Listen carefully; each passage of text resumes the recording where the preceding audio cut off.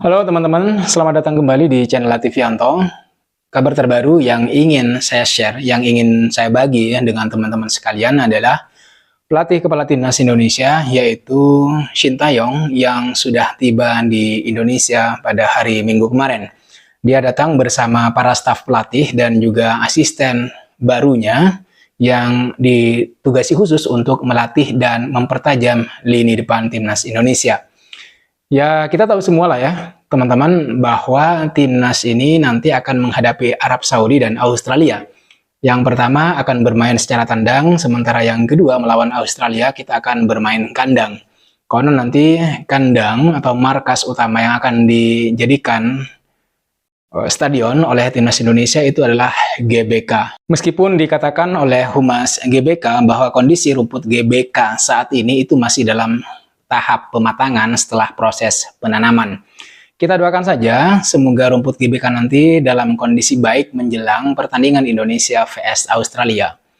Kita kembali lagi ke informasi soal Shin Tae-yong yang sudah tiba di Indonesia. Tentu Shin Tae-yong akan mempersiapkan timnas Indonesia dengan baik karena tim yang akan dihadapi oleh timnas kita ini adalah Arab Saudi, satu dari 3 negara Asia yang sudah menjadi langganan Piala Dunia. Tentu bukan misi yang mudah untuk memperoleh kemenangan, terutama di kandang Arab Saudi. Sekali lagi, tim yang akan kita hadapi itu adalah Arab Saudi di pertandingan pertama putaran ketiga kualifikasi Piala Dunia nanti.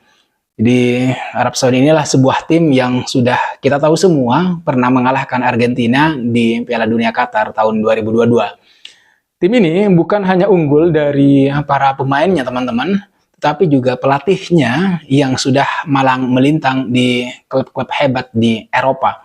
Yaitu, ya saya yakin teman-teman tahu semua, yaitu Roberto Mancini. Kalau boleh saya informasikan, Arab Saudi ini adalah satu dari 3 tim papan atas Asia yang menghuni grup C. Yang artinya untuk lolos ke Piala Dunia nanti, Indonesia memang harus bersaing dengan tim-tim papan atas di Asia. Menurut saya ini adalah grup yang adil, grup yang ideal.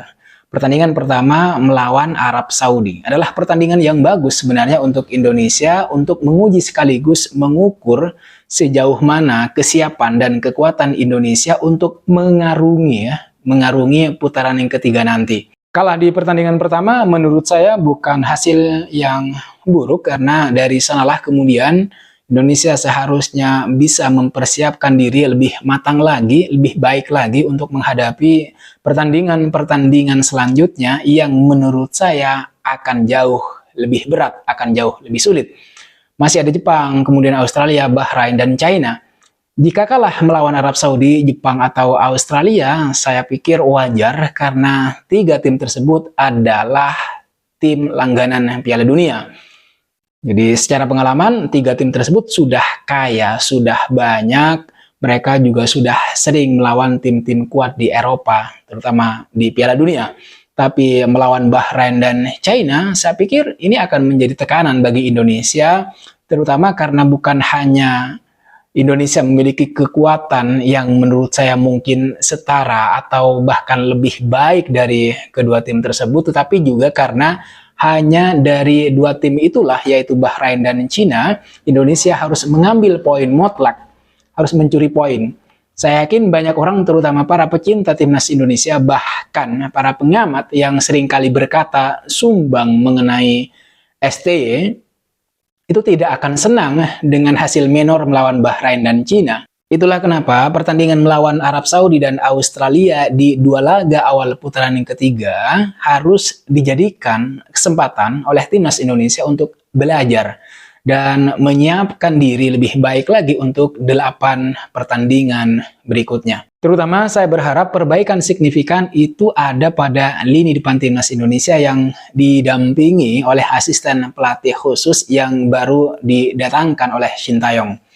Shin Tae-yong memang tampaknya sengaja merekrut Yoon Ki-hoon untuk membuat lini serang timnas Indonesia yang ada saat ini itu jauh lebih tajam dari sebelumnya. Bahkan kita pun melihat bahwa memang ada masalah yang cukup serius pada lini depan timnas Indonesia, yang diperankan oleh Rafael Struijk, Ragnar Oratmangun, dan kemudian Dimas Derajat. Sehingga mau tidak mau harus diperbaiki sesegera mungkin. Itulah saya pikir tugas yang diberikan oleh Shin Tae-yong kepada Yoon Ki-hun. Akan tetapi, apapun kondisinya, Indonesia tetap harus siap tempur melawan Arab Saudi. Arab Saudi boleh saja punya Roberto Mancini karena Indonesia juga dipimpin oleh pelatih yang menurut saya tidak kalah hebat, yaitu Shin Tae-yong. Pertandingan pertama melawan Arab Saudi bukan saja pertandingan dua kesebelasan di atas lapangan, tetapi juga pertarungan strategi dan taktik dua pelatih berkaliber dunia. Roberto Mancini boleh saja berbangga karena sudah pernah dia dan timnya sudah pernah mengalahkan Argentina di Qatar. Tapi jelas pertandingan melawan Indonesia bakalan menjadi laga yang menarik, bakalan menjadi laga yang patut kita tonton karena tim Indonesia sudah mengalami perkembangan terutama dari tambahan pemain yang baru saja bergabung dengan timnas Indonesia seperti misalnya Calvin Verdong dan Jay Itzes. Memang di putaran kedua timnas Indonesia begitu kesulitan membendung serangan-serangan yang dilancarkan Irak. Tapi saat itu Indonesia belum kedatangan Calvin Verdong, Jay Itzes juga, Nathan dan kemudian Justin Hubner belum kedatangan mereka. Di pertandingan kandang melawan Irak, Indonesia memang kalah 2-0, tapi bukankah kita lihat margin golnya jauh lebih tipis dibanding pertandingan pertama? Kekalahan timnas Indonesia dari Irak di GBK juga bukan murni karena Irak mampu melakukannya, melainkan karena pemain kita sendiri yang kemudian menyebabkan 2 gol tersebut terjadi dengan mudah. Artinya, jika di laga kedua melawan Irak kemarin Indonesia sudah bisa memainkan Calvin Verdong, lalu kemudian Jay Itzes minimal 2 pemain ini, dan kemudian pemain-pemain tidak melakukan kesalahan sendiri, saya pikir sebenarnya Indonesia bisa mengimbangi permainan Irak. Nah, karena melawan Arab Saudi nanti kekuatan timnas bisa dibilang sudah cukup komplit, hanya minus Justin Hubner dan Jordi Amat yang terkena akumulasi kartu, saya pikir Indonesia juga seharusnya bisa mengatasi perlawanan Arab Saudi dan terutama Australia yang akan dimainkan di GBK.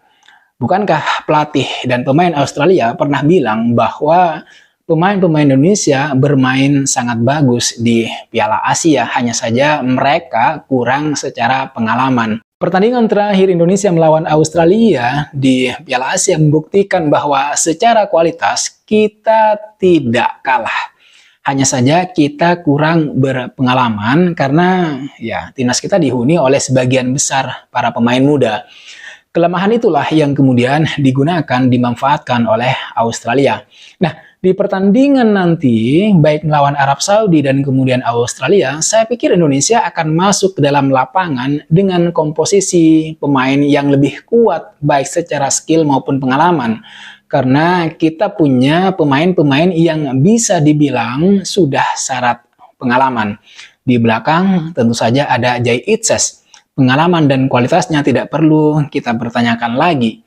Kemudian di lini tengah ada Calvin Verdong dan kemudian Tom Haye. Keduanya sudah bisa kita bilang cukup berpengalaman. Kemudian di lini depan ada Ragnar Oratmangun. Meskipun belum cukup produktif, tapi dia bisa kita bilang sudah memiliki cukup pengalaman di klubnya di Eropa.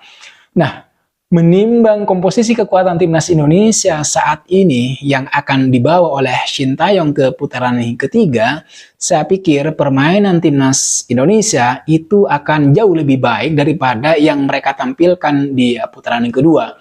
Bukan hanya dari komposisi, melainkan dari sisi soliditas juga yang menurut saya sudah terjalin lebih kuat. Karena mereka sudah lama berkumpul ketimbang saat mereka tampil di putaran kedua kemarin. Artinya, apa yang mau saya sampaikan adalah Indonesia memiliki kekuatan dan juga peluang untuk maksimal mengimbangi permainan Arab Saudi dan Australia di 2 laga awal putaran ketiga nanti. Apalagi Shin Tae-yong dikelilingi oleh tim pelatih yang menurut saya juga sangat cerdas, sangat kompeten dalam menganalisis permainan lawan. Hari Minggu kemarin mereka sudah tiba di Indonesia tentu saja untuk mempersiapkan segala sesuatunya dengan baik, terutama untuk menganalisa permainan lawan dan menyusun strategi yang tepat. Nah, kita patut menunggu bukti dari perkataan Shin Tae-yong saat menerima Golden Visa dari Presiden bahwa dia akan bekerja lebih keras lagi untuk timnas Indonesia. Tibanya Shin Tae-yong di Indonesia hari Minggu kemarin semakin membuat kita tidak sabar untuk menonton timnas Indonesia bertanding melawan Arab Saudi dan Australia, teman-teman. Kita ingin melihat apakah di pertandingan pertama nanti melawan Arab Saudi, timnas Indonesia cukup menjanjikan untuk menjalani pertandingan-pertandingan berikutnya, terutama untuk finish di peringkat keempat dan lolos ke Piala Dunia. Semoga saja apa yang kita impi-impikan untuk melihat timnas Indonesia bermain di Piala Dunia itu bisa terwujud meskipun jalannya sungguh sangat panjang dan begitu sulit. Saya kira itu teman-teman yang bisa saya bahas, yang bisa saya share ke kalian di video kali ini. Terima kasih sudah menonton video ini sampai selesai. Jangan lupa like, comment, dan subscribe. I'll see you on the next video.